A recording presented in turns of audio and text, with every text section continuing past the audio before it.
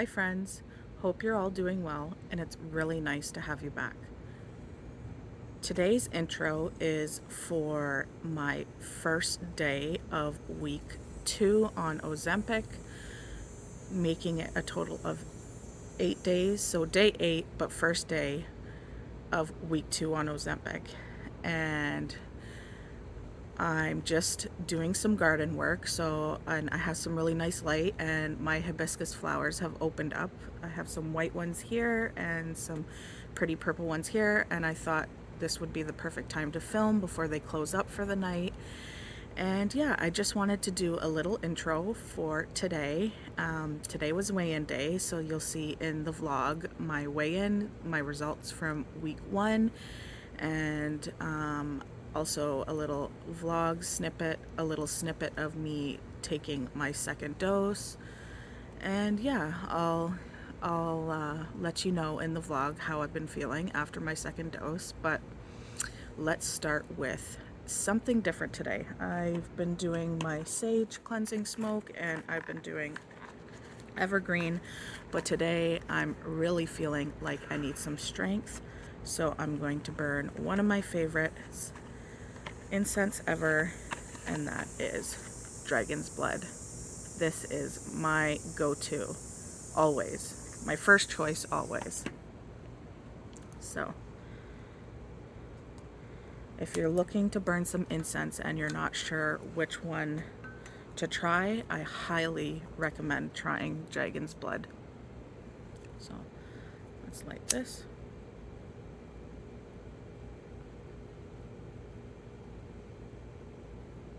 Oh, it smells so good.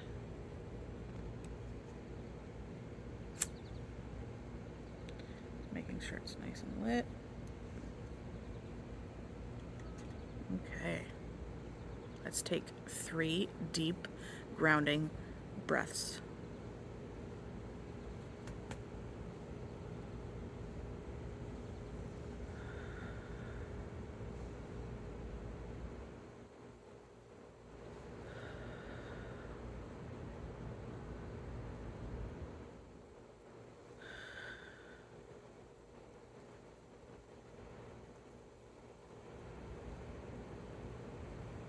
Some cleansing for you as well. Okay.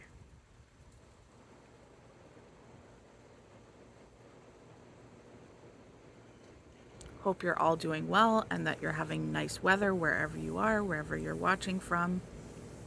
Today is a beautiful day here. It's not too hot and there's a really nice breeze and the sun is shining, and it's a perfect day to be out in the garden tending to my vegetables and flowers and pulling weeds. That's the majority of what happens out in this garden, is pulling weeds.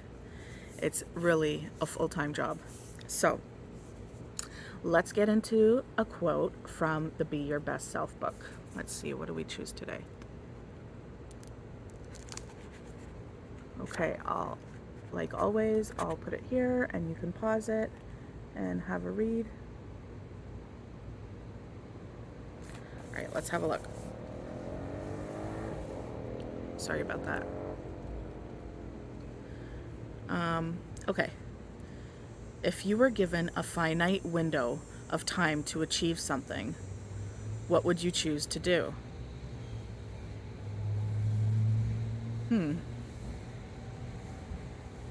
That's a good question.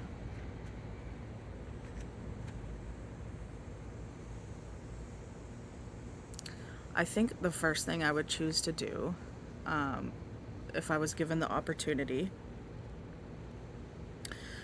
and a finite window to achieve something, I think it would be to give back as much as I can to my parents and to help with renovations and achieve some renovation goals, and maybe do their bedroom because they've spent so much time doing my bedroom over the years and sprucing things up and helping me with my decor and painting and all that stuff. I think that the first thing I would do is definitely give back to my parents and give them a special room and give them a special little sitting room to just enjoy their time in, read their books, do their little puzzles like Sudoku. My dad loves to do Sudoku.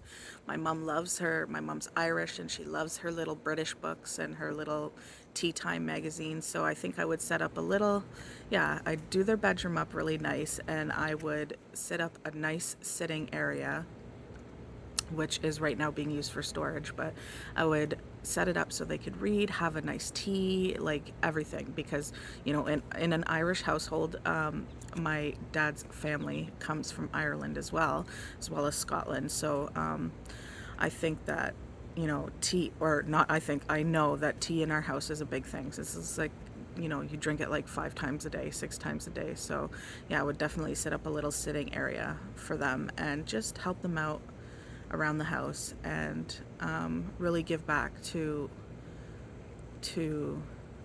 show my appreciation for everything that they've done for me. Yeah, I would. That's what I would do. What about you? What would you do?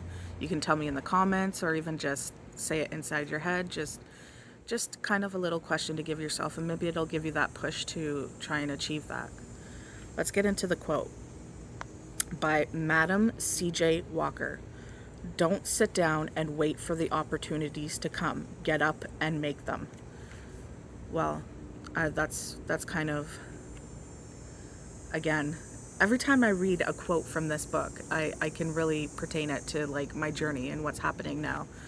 I'm not sure if that's resonating with you guys at all, but I know that like during COVID, one of the things that I did was I went back to school and I got my high school education, and then straight after that I went into college, into veterinary medicine, and I got my diploma and graduated with honors as a veterinary assistant. So like for years hiding away, and really just feeling I wasn't just lazy. I have depression and anxiety, and I also have chronic illness, so I'm in chronic pain and deal with chronic symptoms on a daily basis. And then my weight also was a big thing. Embarrassment, shame, guilt, all those feelings. It was one big chaotic mess that held me down and kept me borderline agoraphobic. So I think that I realized that I needed to push through all the tough hardships and just make it happen, because it wasn't going to happen. I had always wanted to work with animals ever since I was a little girl. If you read my journal, there was 2 things I wanted to be. I either wanted to be a veterinarian or I wanted to be an astronaut. So so helping animals, I've been rescuing animals ever since I was a little girl. Like it's just always been part of my dream, and it obviously wasn't happening because I was just stuck. I was stuck in an addiction as a teenager, and then I was stuck in my illnesses as an adult. And it's the opportunities weren't going to happen unless I just had the courage to get out there to make them happen. And this weight loss journey is starting initially because I was diagnosed this year with type 2 diabetes. And just a little quick thing for people, I know that fat jokes and diabetes jokes go together. That's how it's been for years. People have always assumed that if you're fat or obese, that you have diabetes. And I just want to make it clear for those who are watching this who might be judging and say, oh, of course you have diabetes because you're fat. No, actually diabetes has nothing to do with being fat. It actually is genetic factors. And whether you're in a larger body or in a smaller body or any body shape whatsoever, anybody can have diabetes. One body shape is not more likely to have it than another body shape. So I just want to put that to rest, because I think it's 2022 and we have all this knowledge out there, and we know that diabetes is a genetic disease, and it doesn't need to be a judgmental thing or a stereotype. We have way too many stereotypes in this world that need to be crushed.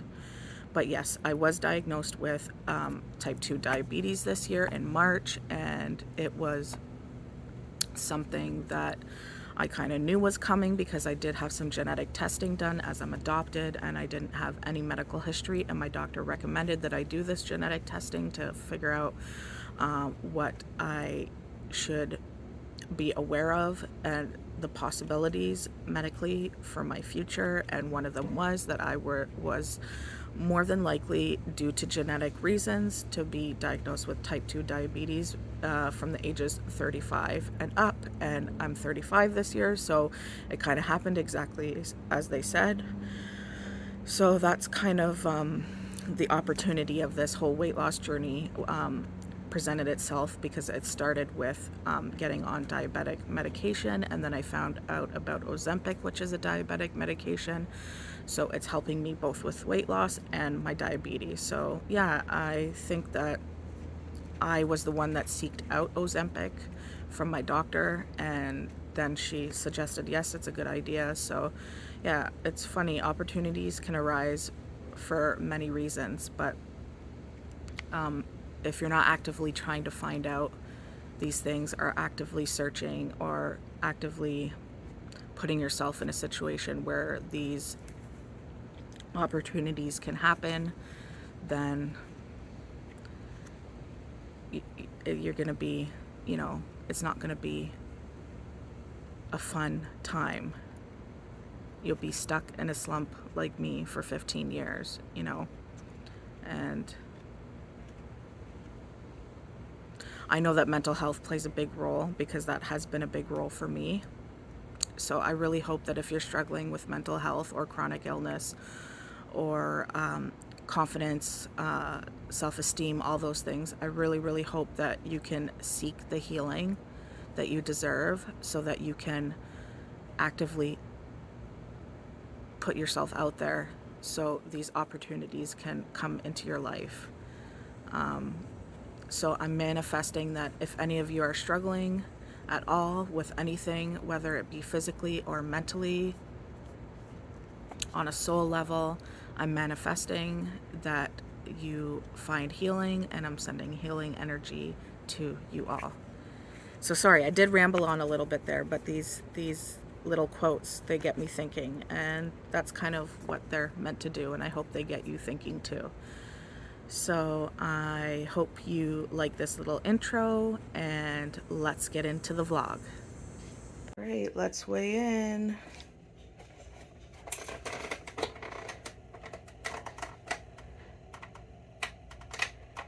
Okay, so I'm down 8.2 pounds. Hi friends, week 2, dose 2 of Ozempic. Let's get started. So I'm just going to clean the area with some, so they say you should rotate where you do your dose. So let's just remove the cap.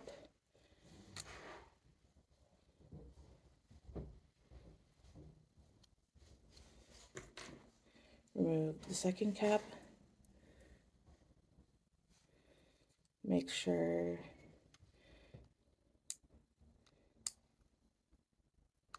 there is a dot, and there you go, if you can see that dot. Let's turn it to the dose.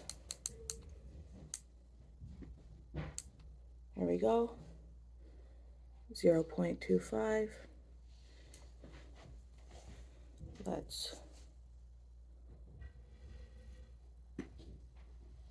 And it goes, and let's press. There we go, and wait 6 seconds. 1, 2, 3, 4, 5, 6. Okay. Week 2, dose 2. Let's go. Lunch for day 8, and the first day of week 2 is a BLT on pumpernickel toast.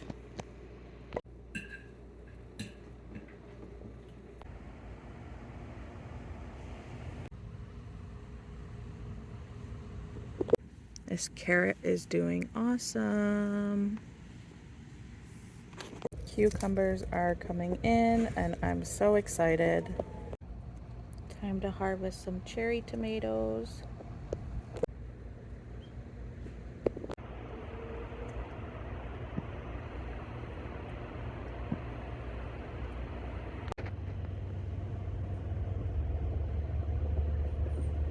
Hi guys, I'm checking in at the end of day 8, but my first day on the second dose of Ozempic, 0.25 milligrams, and it is 10:30. I'm just about to eat dinner finally.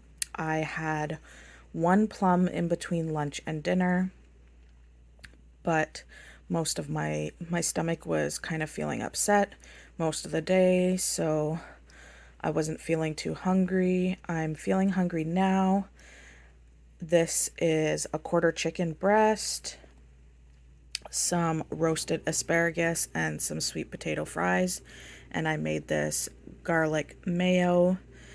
All in all, after eating this, I am still in a deficit as I still have 400 calories left for the day, but this is a lot of food. I may not finish it, but if I do, I will be taking about 2 hours to eat this, as again, Ozempic makes your digestive system slow down, so I'm going to eat this really, really, really slow. And I have my 2 liter of water that I will be drinking along with this. So I might check in a little bit later, or I might end it here. So if I'm ending here, I hope you all have a great weekend if you're watching this before the weekend, or a great night. And yes, today was a good day, and I'm happy with week 1 results. Hope you enjoyed this video, and I'll catch you next time. Bye, friends.